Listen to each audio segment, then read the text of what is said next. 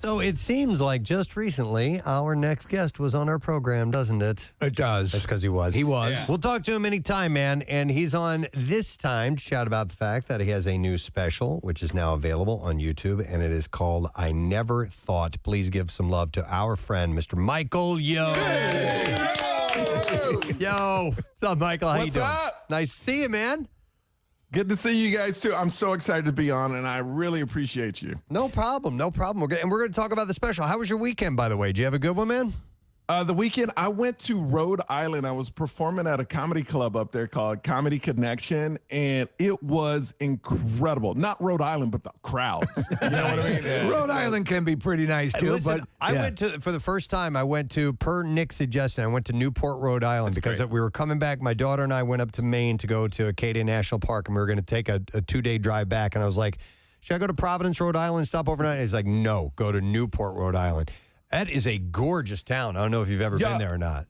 I was in Providence, but I landed at like 1 a.m., so I didn't get a chance to see the city at all. But the crowds were incredible, and I love it, man. I just love traveling. And then I'm moving today. Right after this, we're loading up the trucks. They're coming, and our new house is finally done. It took 2 years to build, but it's finally done. So what are we looking behind? We're looking at you right now on Zoom. Is that a picture or is that your actual backdrop? Are you all, because you have your... Oh, no, this is real. Oh, real. This is a basketball signed by Jay-Z. It should be in a case. I don't know why it's just out like that. Look at your basketball shoe collection there. Yeah, you got some. Oh, I'm a huge Jordan fan. Oh, yeah. I'm a huge Michael Jordan fan, and I'm all about Jordans.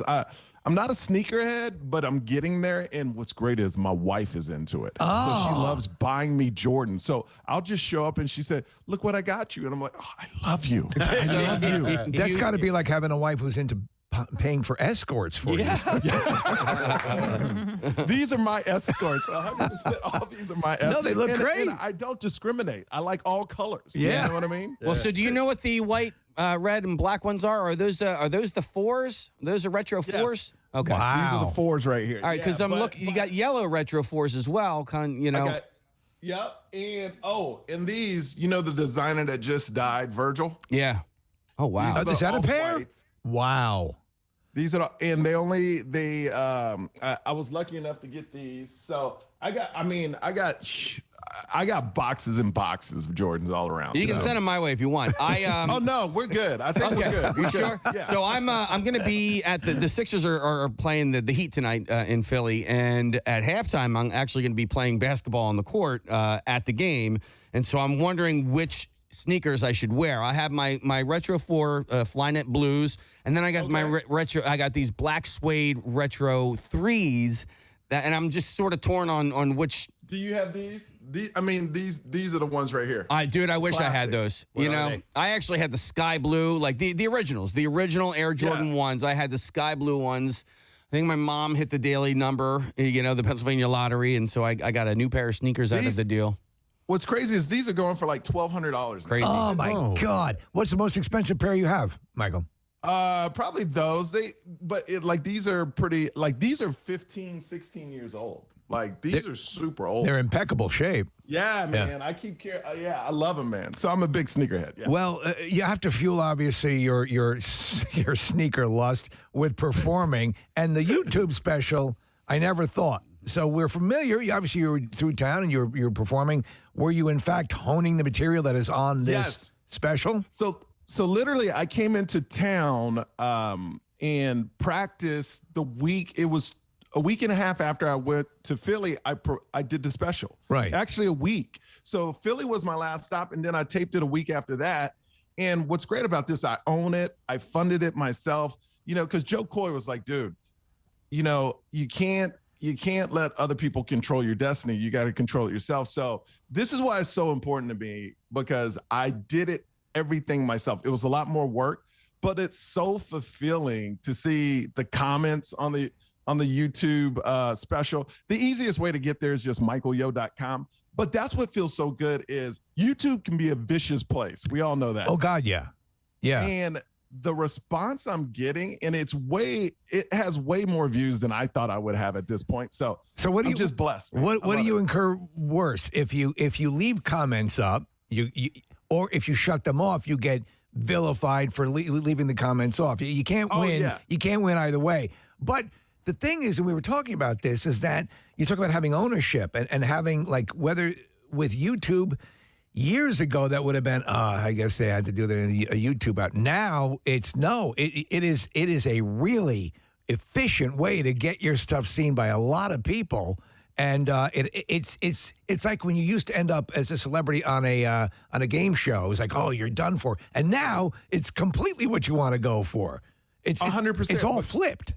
Yeah, I was talking to Sam Morril, Mark Norman. Those guys did this before me, and they go, you got to own it. You know, they did it through Comedy Central, but put it on YouTube, own it.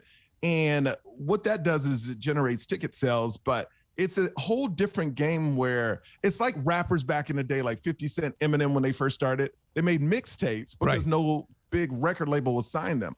I didn't even pitch this to a Netflix or anything like that because it needed to come out March 17th, 2 years after I went to the hospital. So it was very important, and the turnaround time was so fast.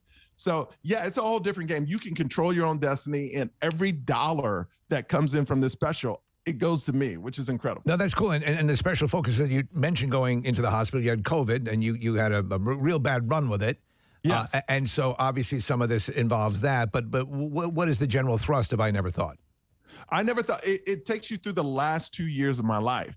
And it talks about things I never thought I would see this last 2 years. Like I never thought me and two black friends walking into a bank would be told to put on a mask.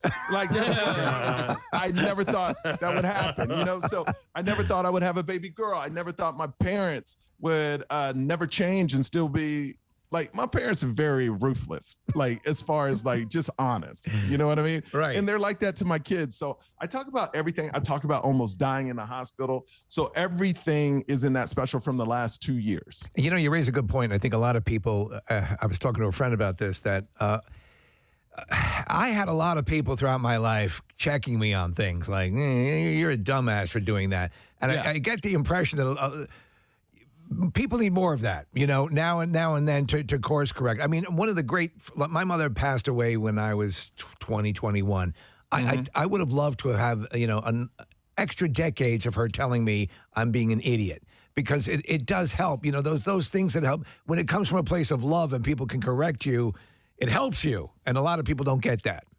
And what I love is when I tape special, or now everything's on video. Like when we were growing up, I think my parents have like 17 pictures of me, and that's it. You know what I mean? And it was never with both of them because one of them had to take the picture. Right. You know?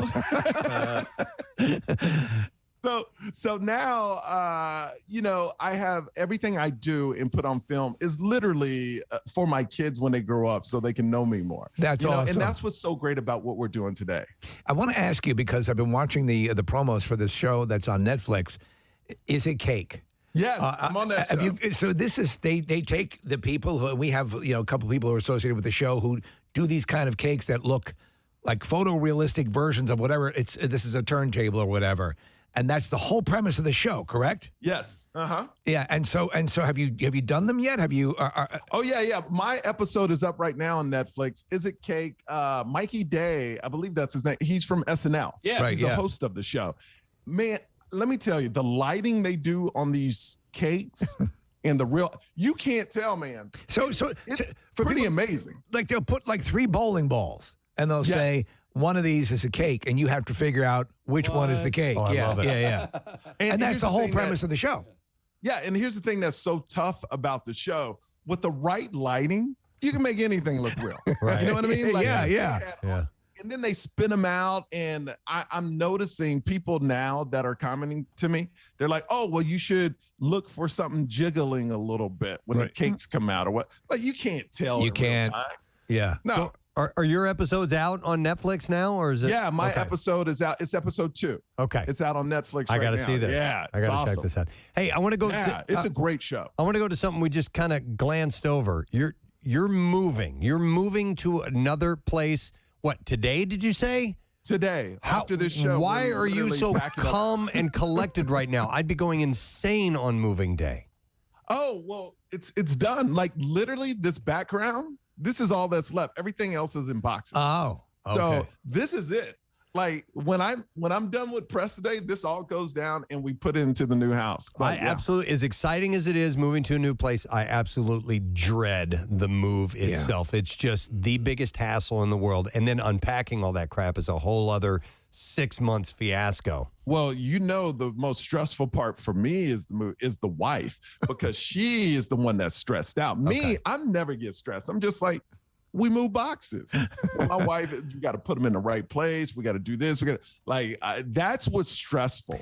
That's what's stressful about moving. I always recommend, and we just did it last time, move to a place that's about 7 minutes from where you were before.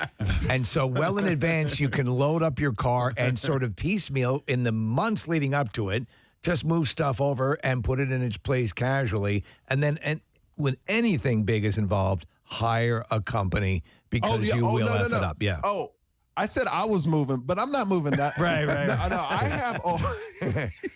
We have a moving. I am not touching a thing. I told my wife, this is the first move where we box it up, but then I'm done with it.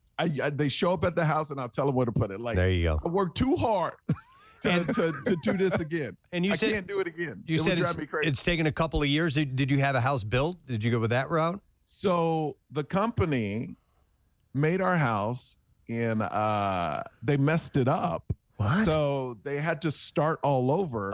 Then the pandemic was right in the middle, so they couldn't get any materials. Look, these are champagne problems. But Right.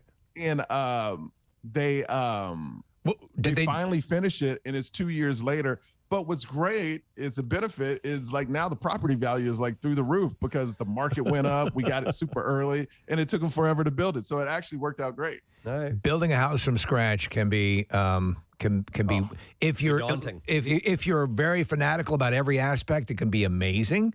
But it can also be I couldn't do it. It would drive me out of my mind. You know what's crazy is my wife would ask me questions about the house. It doesn't matter what I think. No. Literally everything I said, she did the opposite. You know? So it's kind of like, she would go, what color do you think this needs to be? Oh, I like that. Oh, okay. Oh, and then you can run into the problem if you just say, no, whatever, you do it, honey. No, they want feedback so they can decide something else. So, yeah. Isn't it crazy? They want feedback to say no to. Yes. Is it? It is the mindset. Well, because it's kind of like if you like it, then ooh, no, we're gonna go the other way. It can't be good. God, that's genius, actually, Kathy. I didn't think about that. But we also, at the same time, try to. I plenty of times I go, baby, no, you just do your thing, do it. And it's like, no, I want your opinion, and then I give my opinion. It's just like she blows it off. Have you arranged a superior style man cave?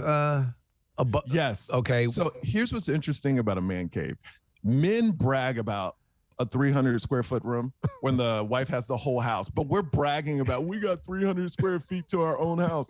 Anyway, yes, I do. It's a podcast room. It's my audition room. It's my TV room. It's my first official man cave because we've been in an Airbnb for 2 years. What? Okay. Wow. 2 years. That's a long stretch. Wow. Airbnb for 2. I didn't even know that you could do that for 2 years. But let me tell you, the owners are very happy. Yeah, right. Yeah. I'm sure. But I'm sure that also, as a result, for the last 2 years, you've probably kept things pretty minimal, right? Oh, my God. We have nothing in this house. Yes, very minimal. And here's the thing. In Vegas, at the time of the pandemic, we got a 3-bedroom house overlooking the Strip for $1,700 a month. Holy hell. Wow. Holy hell. It was amazing. So we saved money. I'm telling you, it all worked out. I go up every night at the Comedy Cellar. I mean, it's easy to fly out of here. Life is amazing. There are people paying that for studio, like I know. glorified studios. It's funny. So Vegas, I love Vegas, but not necessarily for the town, but for how close it is to other things. I don't know if you go and enjoy all the other things that are within, a couple of hours. I'm talking about Grand Canyon, Zion, Bryce, and all that stuff. The chicken ranch. I don't like to hike, and neither does my wife. Okay. That is the most ridiculous thing in the world. White people love hiking. I don't know why that is, but you will never see black folks on a hill just hiking for no reason. I don't do that.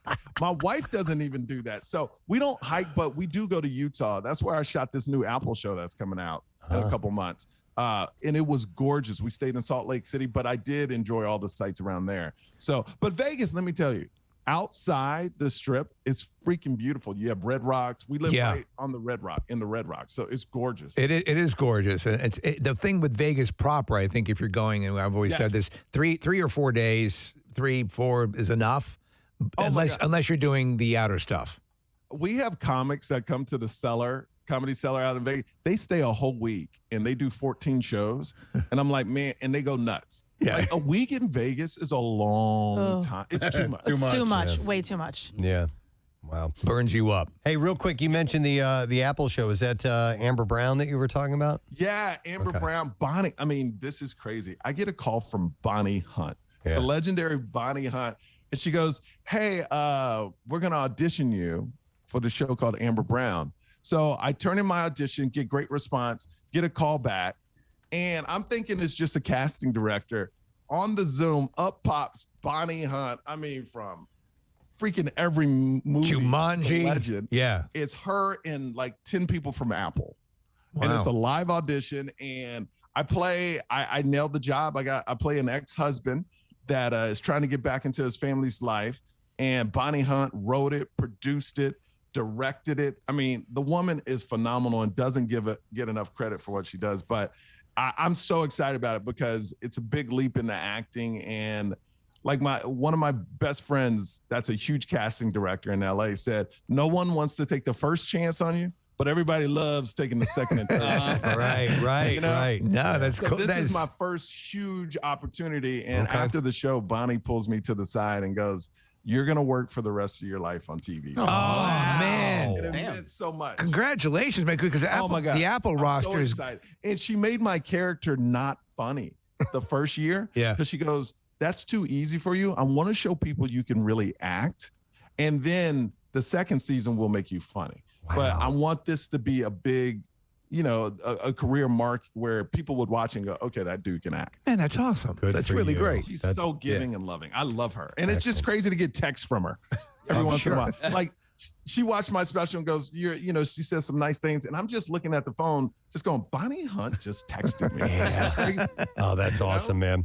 Well, the new special is called I Never Thought. It is now available on YouTube. You can do a quick search on Michael Yo, and you will find his YouTube page. And I'm looking forward to seeing it. Yeah, absolutely. Yeah, and like I said, I funded this.